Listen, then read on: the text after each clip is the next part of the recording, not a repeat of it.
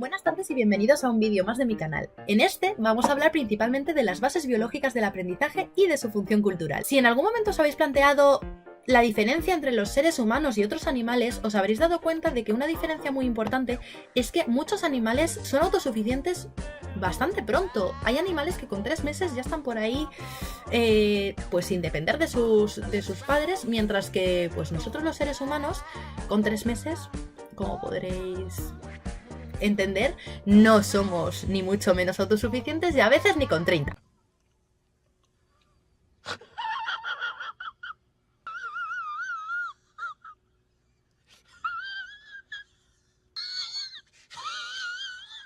El esfuerzo por correlacionar el funcionamiento mental con el biológico oscila entre dos doctrinas. Por un lado, se intenta explicar el funcionamiento mental como una propiedad colectiva del cerebro, y por otro lado, se relacionan los procesos mentales con regiones específicas del encéfalo.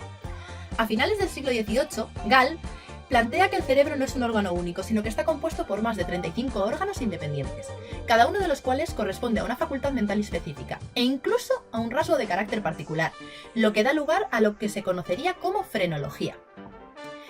Aunque el método y el resultado de la frenología son erróneos, su orientación empezaba a ser acertada, porque empezó a dar comienzo al localizacionismo. Según Gall, todos los procesos mentales son biológicos y provienen del cerebro, y además cada área del cerebro tiene una función específica. Pierre-Paul Broca encontró una asociación entre los pacientes con afasia expresiva y lesiones en la tercera circunvolución del lóbulo frontal izquierdo, o centro del habla.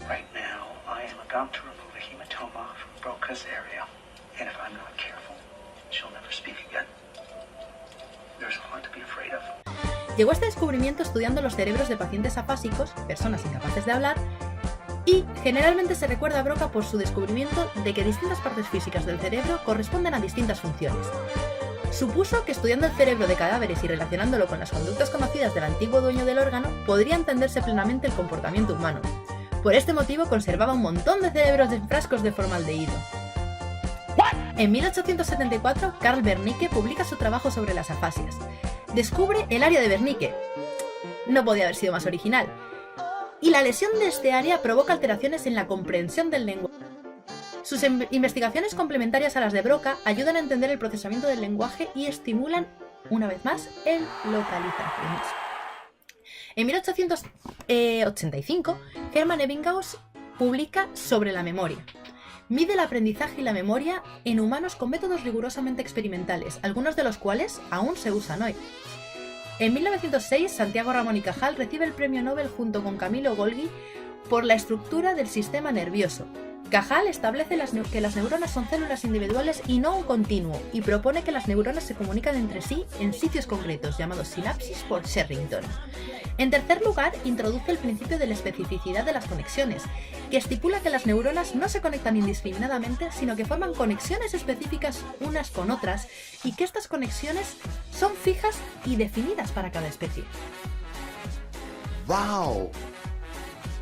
En cuarto lugar, desarrolla el principio de polarización dinámica, según el cual el flujo de corriente va desde las dendritas, que sería la entrada, hasta el axón, que sería la salida. En 1909, Corbinian Brodmann describe 52 áreas corticales distintas por sus características citoarquitectónicas, que conoceremos como las áreas de Brodmann, otra vez muy original. También contribuye a establecer la división de la corteza en 6 capas horizontales y hace estudios comparativos de las áreas en distintos mamíferos. Estos resultados fueron corroborados por los hallazgos de Wilder Penfield, quien estimulando directamente áreas corticales confirmó las áreas descritas por Broca y Wernicke. Os muestro la imagen del homúnculo de Penfield, que es muy importante. Procesos mentales como pensar, percibir, recordar o aprender no son funciones únicas e indivisibles. Por el contrario, pueden descomponerse en múltiples subfunciones de información y procesamiento, las cuales pueden verse afectadas por lesiones corticales selectivas sin que la función en su totalidad se vea abolida. La corteza cerebral se divide en 4 lóbulos funcionales, que más o menos conocemos, pero os los voy a repetir. Sería frontal, parietal, temporal y occipital. En cada lóbulo existen áreas del córtex relacionadas con el procesamiento.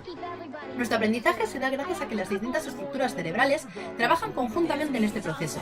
La base fisiológica del aprendizaje la situaríamos en el funcionamiento de las redes neuronales, en los neurotransmisores, en la activación de estas redes y en las estructuras corticales y subcorticales. Ahora comentaremos las principales estructuras corticales y subcorticales y el papel que realizan en la realización del Cortamos, volvemos. Ahora comentaremos las principales estructuras corticales y subcorticales y el papel que representan en relación con el aprendizaje. Por un lado tendríamos el hipocampo, que procesa y coordina la información que proviene de otras estructuras. En segundo lugar, podríamos mencionar los lóbulos de la corteza cerebral, que se encargan de interpretar la información que recibimos. Los lóbulos frontales se encargan de la atención necesaria para el aprendizaje. La amígdala, por otro lado, da la emocionalidad a la información que recoge. Juega un papel muy importante en los recuerdos emocionales, que ya habíamos dicho que los recuerdos que van asociados a emociones serían más significativos y por tanto más difíciles de borrar. La amígdala es una estructura del sistema límbico relacionada con las emociones y la memoria, muy importante en la detección y respuesta ante las amenazas del medio. El cortisol afecta la excitabilidad neuronal, su ausencia o exceso resultan perjudiciales, mientras que las concentraciones moderadas favorecen la adquisición y evocación de aprendizajes. El cortisol liberado moderadamente después de una experiencia emocional facilita los procesos de memoria y aprendizaje, interviniendo favorablemente sobre la sinapsis del hipocampo. Todas estas conexiones de las que hemos hablado pueden modificarse durante el desarrollo y posteriormente con el aprendizaje. Esta plasticidad en la relación entre las neuronas es la que nos proporciona la individualidad. Centremos ahora la atención en los mecanismos mediante los cuales los sucesos ambientales modelan la conducta, que serían el aprendizaje y la memoria. En el diccionario de la Real Academia Española, el aprendizaje es definido como la acción y efecto de aprender algún arte, oficio u otra cosa, o el tiempo que en ello se emplea. En psicología es entendido como el proceso continuo por el cual el sujeto adquiere nuevos conocimientos. En neurociencia definimos el lenguaje como el proceso por el cual nosotros y otros animales adquirimos conocimientos sobre el mundo, y la memoria como la retención o el almacenamiento de dicho conocimiento. Al igual que con los otros procesos mentales, la memoria fue considerada por casi una centuria una propiedad del córtex cerebral en su totalidad, y de hecho en la actualidad se sabe que implica muchas áreas del cerebro. No obstante, existen diferentes tipos de memorias, y ciertas regiones encefálicas son más importantes para determinados tipos. Brenda Milner describió el caso del paciente HM, a quien con fines terapéuticos se le extirpó la parte medial de los lóbulos temporales, y presentó como secuela la pérdida de la capacidad de formar nuevas memorias a largo plazo. Aun cuando la memoria a corto plazo estaba conservada, esta no podía convertirse en memoria a largo plazo. Muchos aspectos de la conducta son el resultado de la capacidad de aprender de la experiencia. Se puede afirmar que somos quienes realmente somos por lo que aprendemos y recordamos. El proceso de aprendizaje es, por tanto, una actividad individual que se desarrolla en un contexto cultural y social. Es el resultado de los procesos cognitivos de cada persona mediante las cuales asimilamos nuevas informaciones, construimos nuevas representaciones mentales significativas y funcionales que posteriormente aplicaremos como resultado del aprendizaje. Por lo tanto, aprender no solamente consiste en memorizar información, es necesario también utilizar otras operaciones cognitivas que implican conocer, comprender, explicar, analizar, sintetizar y valorar. En cualquier caso, el aprendizaje siempre genera un cambio morfológico y funcional a nivel cerebral. El aprendizaje afecta a nuestro comportamiento en forma relativamente estable, consolidando así nuestra conducta, que es el resultado de nuestra experiencia. La incorporación de información nueva es fundamental para enfrentar las demandas futuras de nuestro entorno. En cada momento de nuestras vidas tendremos experiencias nuevas que son almacenadas en nuestra memoria y podremos utilizarlas en el futuro. ¿Pero qué son las neuronas? Pues muy buena pregunta. Las neuronas son las células responsables de procesar y transmitir información a través de toda la extensión del sistema nervioso. Las neuronas muestran una gran variedad en términos de forma, tamaño y función, pero a nivel general todas tienen un soma o cuerpo celular, los axones que unen las neuronas, las dendritas y el telodendrón, que serían ramificaciones en el extremo del axón donde se encuentran los botones terminales. En el cuerpo o soma se encuentra el núcleo de las neuronas y la mayoría de su maquinaria celular. Las dendritas, que proviene de la palabra griega dendron, que significa árbol, son las estructuras que reciben la información del medio, de un órgano sensorial u otra neurona, es decir, que son el sitio por donde una neurona recibe los estímulos. El mensaje se desplaza a través de los axones en forma de potencial de acción.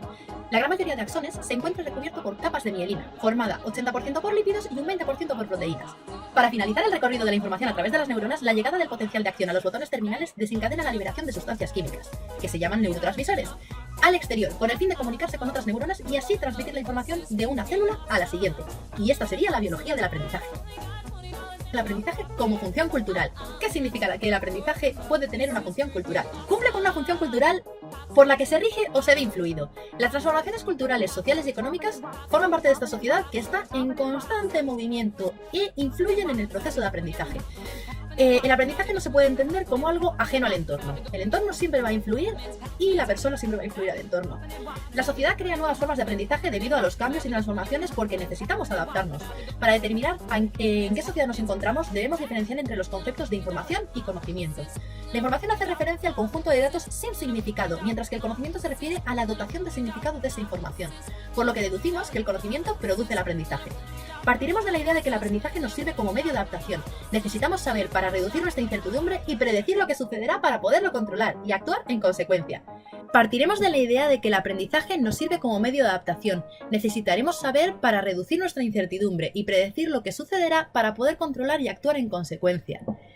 La facilidad con la que accedemos a información hoy en día genera una sobrecarga, lo que dificulta el aprendizaje, y este hecho nos lleva a hablar de la sociedad de la inmediatez.